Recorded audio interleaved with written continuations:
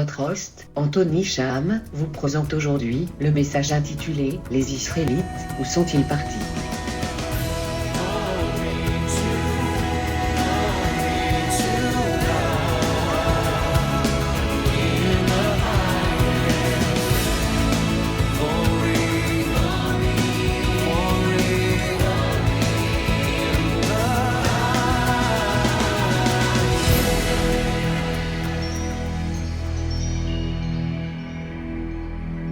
Bonjour, bonsoir, c'est votre host, Brother Anthony Cham. Nous sommes encore venus auprès de vous pour continuer avec nos éditions, continuer avec nos recherches. Nous nous sommes dit que nous allons partager encore ensemble, car nous ne voulons pas garder ce que nous avons découvert, ce que le Seigneur a mis à cœur pour nous, dans nos cœurs, pour nous seuls. Nous avons voulu, selon la guidance du Saint-Esprit, partager avec les autres, et encore une fois, comme nous venons de vous dire, que vous avez le droit de prendre cela ou de refuser, car nous ne poussons personne à croire, parce que ceci n'engage que nous.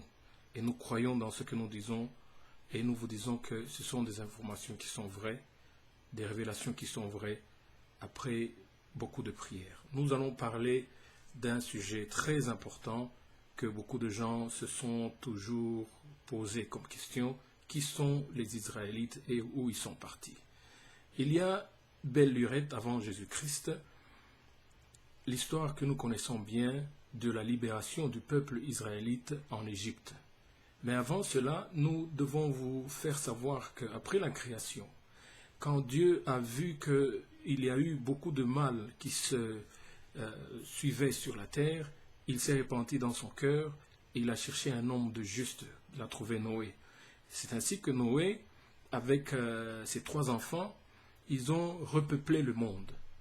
Il avait comme enfants Japheth, Sem et Tchem.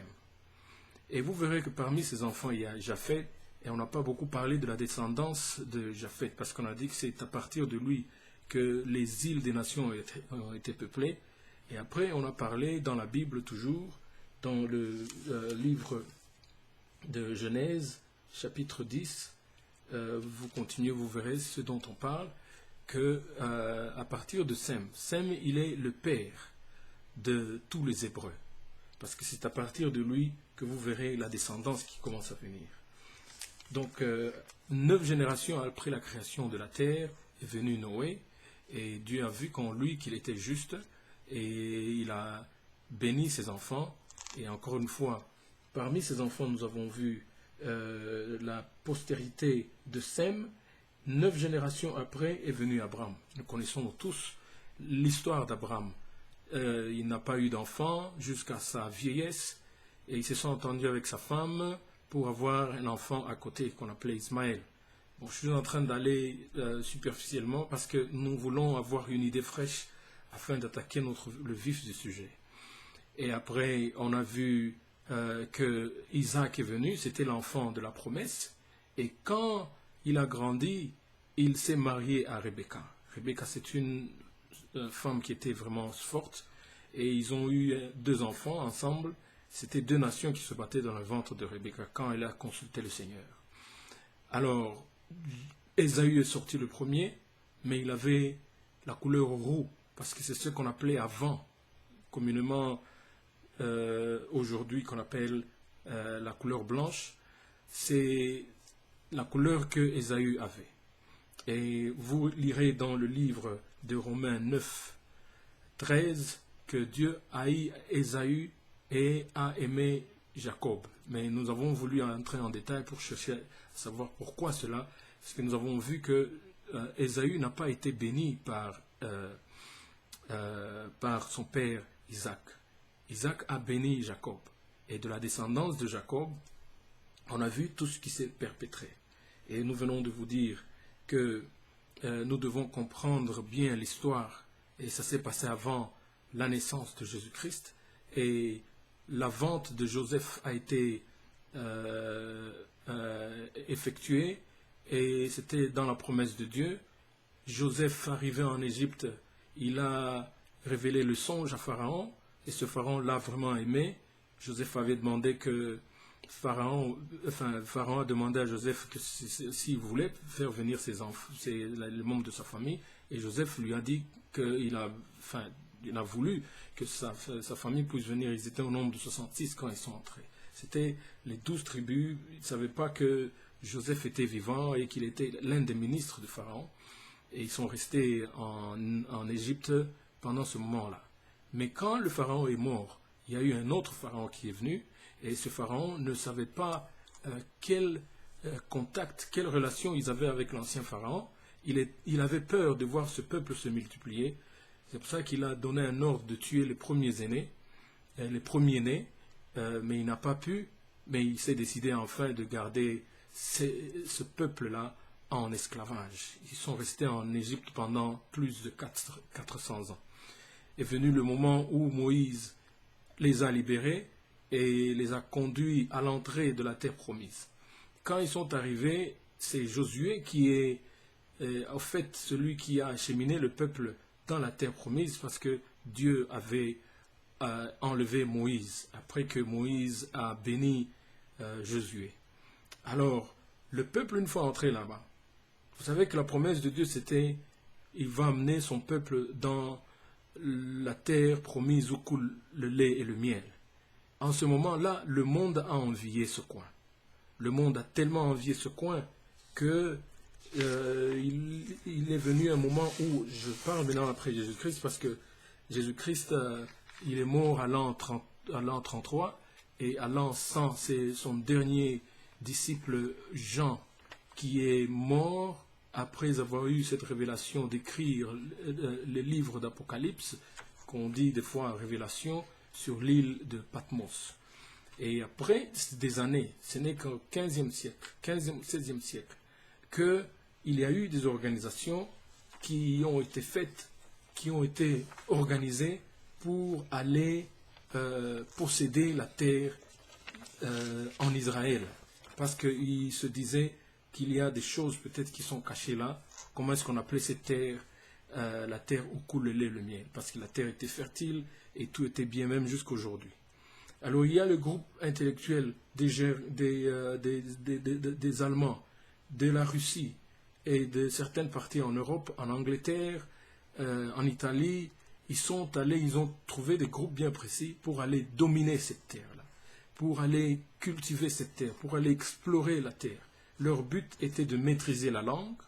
Une fois qu'ils maîtrisent la langue, et ils allaient déplier les écritures bibliques pour, au fait, les changer, les transformer, pour changer ce qui vous devrez changer, afin d'amener d'autres informations qui sont déjà falsifiées dans le monde. Et c'est ainsi qu'ils sont arrivés là.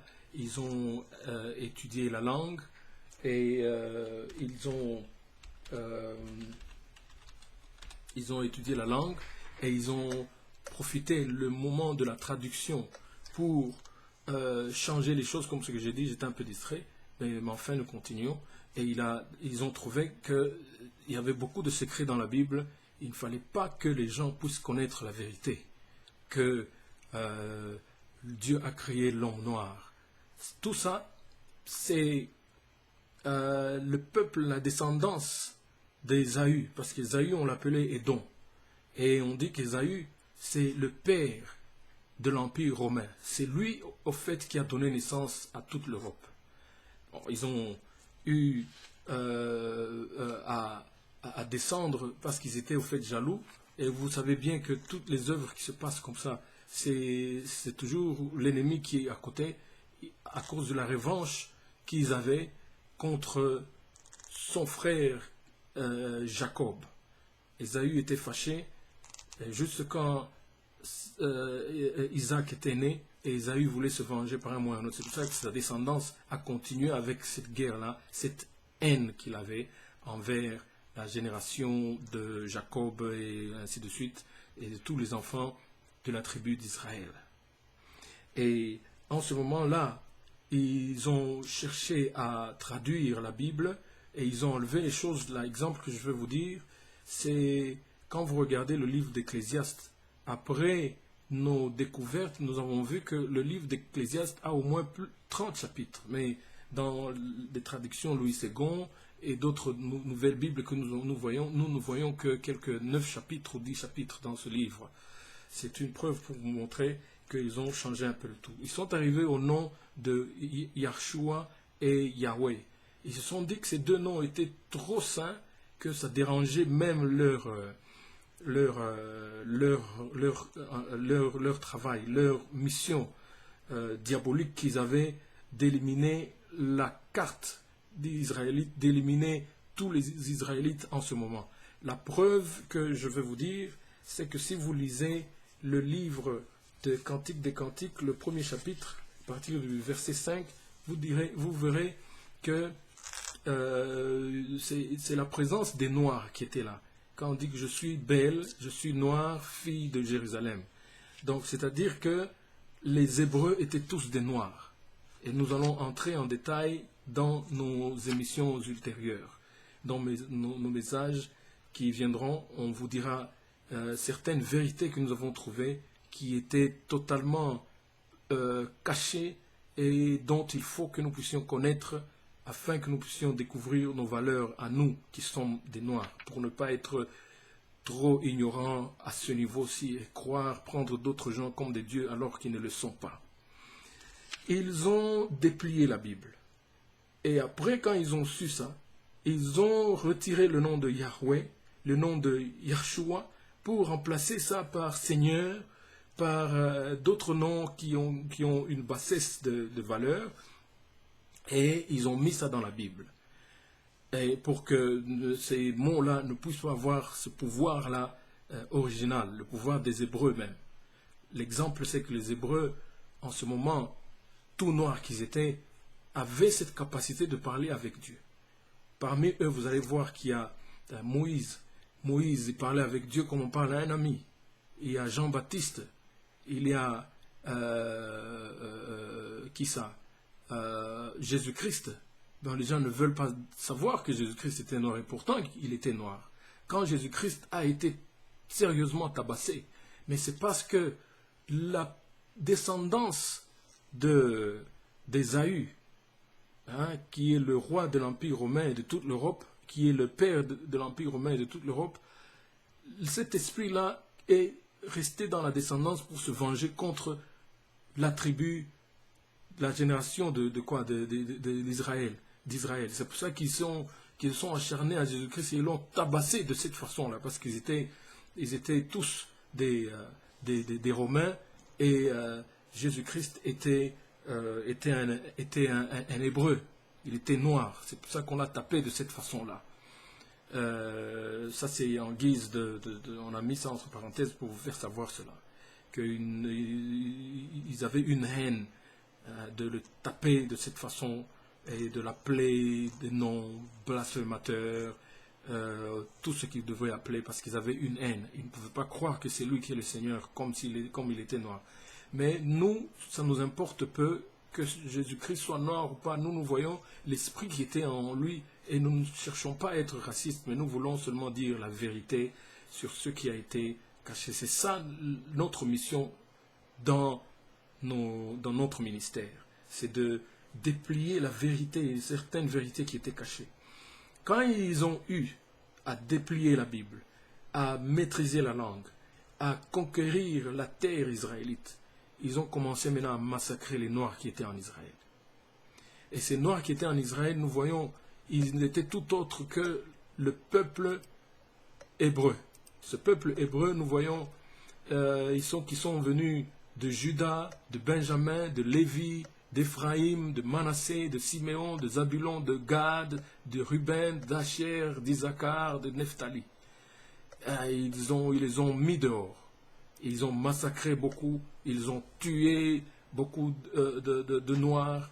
Et ces Noirs-là, vous et moi, nous nous sommes vraiment éparpillés dans le monde, ceux qui étaient vivants, qui par bateau, à pied, ont cherché à trouver un refuge quelque part, sur une île, ou aller dans un autre pays. D'autres groupes de gens, ils ont marché de longues distances pour aller en Inde, en Asie, et aux États-Unis, parce qu'avant, la terre n'était pas comme nous la voyons maintenant. La terre était juste un bloc. C'était juste un bloc. Et au fait, il n'y avait pas beaucoup d'espace comme ça. Quelqu'un pouvait marcher facilement, pas des très très longues distances, parce que la terre était un bloc. Alors, on vous montrera à peu près l'image de la terre ce moment-là, parce que nous avons déjà une carte avec nous.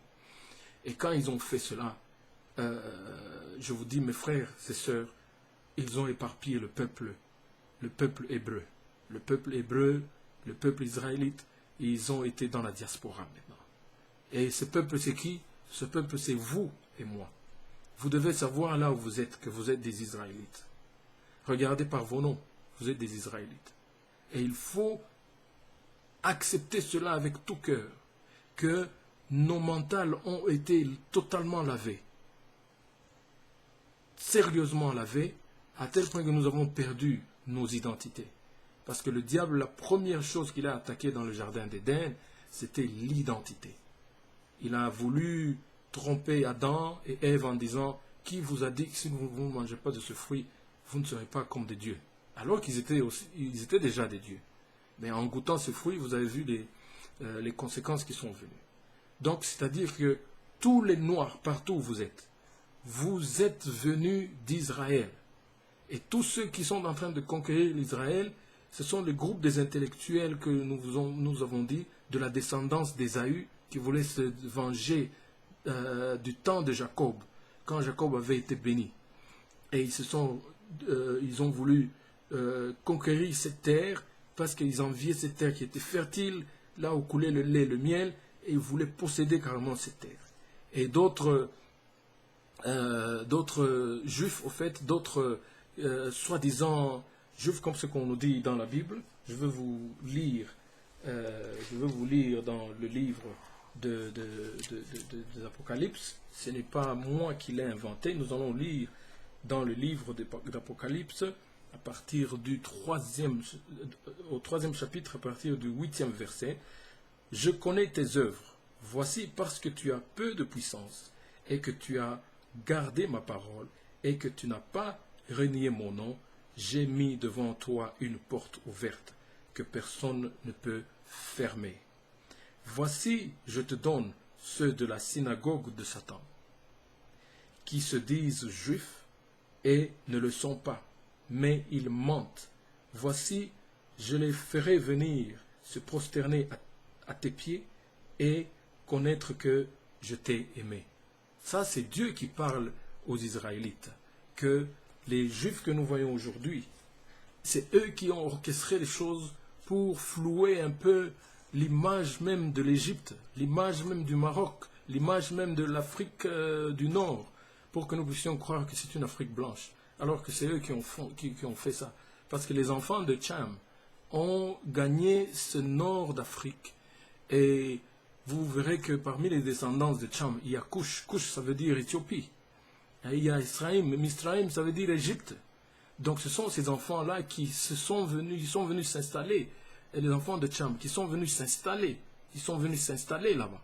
Mais à cause de ces manigances, ces enjeux qui se sont perpétrés dans le passé, ils ont cherché à flouer pour que l'homme noir puisse oublier ses valeurs et que l'homme noir soit toujours derrière les gens. Mais maintenant, nous allons vous dire à vous tous ceux qui nous écoutez, toute l'Afrique entière, nous ne cherchons pas à être racistes, mais nous disons la vérité. Nous aimons tout le monde, parce que et les blancs et les noirs, nous sommes tous des frères. Si nous croyons en Jésus-Christ, nous croyons en ce nom-là en ce nom puissant qui est au-dessus de tout nom. Nous sommes des frères, c'est parce que nous sommes tous venus, et noirs et blancs, dans le ventre de Rebecca. Mais je veux vous dire, vous les noirs, c'est un message que je vous encourage. Ne vous découragez pas. Vous êtes, au fait, le peuple de Dieu. Vous êtes celui qui a donné naissance à d'autres races. Ces races que nous voyons venir à gauche, à droite, sont venues de la peau noire. Qui vous a dit que vous allez vivre toujours dans la pauvreté? Qui vous a dit que vous allez toujours vivre dans la misère, à détruire votre identité? Considérez vos noms. Nous allons parler plus tard des noms. Qu'est-ce que ces noms renferment? Les pays africains. Qui a divisé ces pays là-bas? On va vous parler de ça par la grâce de Dieu Et nous croyons que ça va beaucoup vous aider. Comme ça, vous allez comprendre notre histoire qui a été falsifiée depuis trop longtemps afin que l'homme noir ne puisse pas découvrir ses valeurs. On va parler de beaucoup de sujets et vous découvrirez vous-même que Dieu nous a tant aimés qu'il a envoyé son Fils unique, Jésus-Christ, afin que quiconque croit en lui ne périsse point mais qu'il ait la vie éternelle. Et nous connaîtrons la vérité et la vérité nous affranchira. Nous connaîtrons cette vérité et nous ne serons pas un peuple ignorant. Tout noir, vous devez savoir que vous êtes des Israélites. Les Israélites qui sont là-bas en ce moment, vous connaissez maintenant l'histoire, je viens de vous raconter d'où ils sont venus. Ils sont venus parce qu'ils sont de la descendance d'Ésaü. C'est Satan qui a joué ce rôle-là, de haine. Parce qu'Ésaü a détesté Jacob. Et Dieu lui-même nous l'a dit. Il nous l'a dit dans Romains 9, 13, qu'il a aimé Jacob, mais il a haï Ésaü. Parce que Dieu lui-même, il sait pourquoi il a dit ça. Et vous devez savoir que dans le livre de Genèse, au chapitre 11, à partir du premier verset, que nous tous on parlait la même langue avec les mêmes mots. Cette langue qu'on parlait, c'était le héber. Le héber, c'est-à-dire le hébreu. On parlait tous cette langue-là. C'est une langue que Adam et Ève ont commencé à parler. Et Adam a été créé de la terre qui a la couleur brune. Vous devez savoir que nous tous, sur la terre, nous sommes venus d'une même race, qui est la race noire. On nous appelle noirs parce que nous sommes devenus noirs à cause du soleil qui nous a brûlés. Mais je vous dis que la vraie couleur que nous avons, c'est la couleur brune, la couleur noirâtre, la couleur brune. C'est comme ça que Dieu nous a créés. Il ne faut pas que vous puissiez vous négliger ou oublier vos identités. Vous devez vous tenir debout et connaître le lion qui est en vous. Et connaître aussi que vous êtes de la tribu de Juda. Comme ce que je vais le dire maintenant, que dans la tribu de Juda, nous avons tous les Noirs. Ils viennent de la tribu de Juda. Vous comprendrez que Juda, c'est l'arrière-grand-père de Jésus-Christ. Les Benjamins. Benjamin, c'est pour les Noirs qui sont en Inde. Parce que l'Inde est totalement divisée. Vous verrez qu'en Inde, il y a beaucoup de secrets. Il y a beaucoup de peuples israélites qui sont en Inde là-bas. Qui sont venus. Ce sont nos frères, ces Indiens-là. Ce sont nos frères, ce sont des Hébreux. Qui sont partis là en Inde là. Parce qu'ils ont été massacrés pendant ce moment. Avant que le groupe des Allemands, des Anglais, des Russes et d'autres pays au monde, d'autres pays européens voulaient conquérir cette terre. Ils ont fait des massacres, ils ont tué des gens, ils ont tué les Israélites pour posséder cette terre et flouer un peu l'histoire et aller faire de même en Égypte pour que nous puissions croire que l'Égypte c'est un pays de blancs. L'Égypte n'est pas un pays de blancs. L'Égypte c'est un pays qui vient des Noirs. C'est nous qui sommes des enfants d'Israël. C'est nous qui sommes de la tribu de Juda. C'est nous qui sommes de la tribu de Juda. Nous continuons avec la liste. Il y a les Lévis, ce sont des Haïtiens. Il y a les Éphraïm qui sont de Porto Rico. Nous avons les Manassés qui sont les Cubains. Nous avons les Siméons qui sont de la République dominicaine. Zabulon qui sont de Guatemala, de Panama. Gad qui sont des natifs américains indiens. Les Rubins, ce sont des Séménoles indiens. Les Asher, ce sont les gens qui vivent dans la Colombie et dans l'Uruguay. Issachar, ce sont les Mexicains. Nephtali, ce sont les Argentins. Et en ce moment-là, ils ont tellement fui dans le sud et ils voulaient chercher des refuges. Il y a même d'autres îles aujourd'hui, là où vous allez trouver certaines traces des Noirs qui vivent comme des animaux. Ces Noirs-là, ce sont des Israélites. Ils avaient fui il y a longtemps pour aller se cacher là. C'est un peu ce que nous avons réservé aujourd'hui, que Dieu vous bénisse là où vous êtes et que vous puissiez comprendre encore une fois que ceci n'engage que nous. Nous n'avons pas une race que nous attaquons. Nous voulons vous faire savoir seulement la vérité de ce que nous avons eu et des révélations que Dieu nous a mis à cœur. Nous n'avons pas voulu garder ça pour nous-mêmes. nous avons voulu partager ça avec tout le monde, afin que vous puissiez savoir que la race noire, c'est une race qui ne doit pas vivre dans la mélancolie, qui ne doit pas être marginalisée. C'est une race qui a beaucoup de valeur devant la face de notre Dieu. C'est une race qui doit se réveiller. Si tant que le noir ne s'est pas encore réveillé, la fin ne viendra pas. Il faut que le noir, l'Africain se réveille. Et quand il se réveille, comme notre Dieu n'est pas injuste, ces Africains vont se réveiller et ils vont faire comme ce que Dieu les a promis. Dans les malédictions qui sont dans Deutéronome chapitre 28, à partir du 15e verset jusqu'au 68e verset. Ce sont ces malédictions qui qualifient les vrais peuples de Dieu, qui ne sont que les Israélites, qui ont été vendus comme des esclaves, qui ont passé des moments difficiles. Il faut qu'ils passent ce test-là de malédiction pour que Dieu vienne enfin essuyer leurs larmes. C'est ça la mission de Dieu. C'est ce que nous voulons vous dire ici. Que Dieu vous bénisse et qu'il vous ouvre les yeux afin que vous puissiez comprendre et que vous puissiez prier aussi pour nous. Ce n'est pas la dernière émission, mais nous avons encore d'autres messages qui vont vous aider à vous épanouir et à découvrir vos valeurs. Mais dans l'entretemps, nous vous laissons dans cette bénédiction de Yahweh, dans le nom de Yahshua, que nous venons ici de prier. Et nous venons aussi de léguer ce message. Que Dieu vous bénisse là où vous êtes. C'est encore votre serviteur, le host de Voice of Glory, Brother Anthony Chan. À bientôt.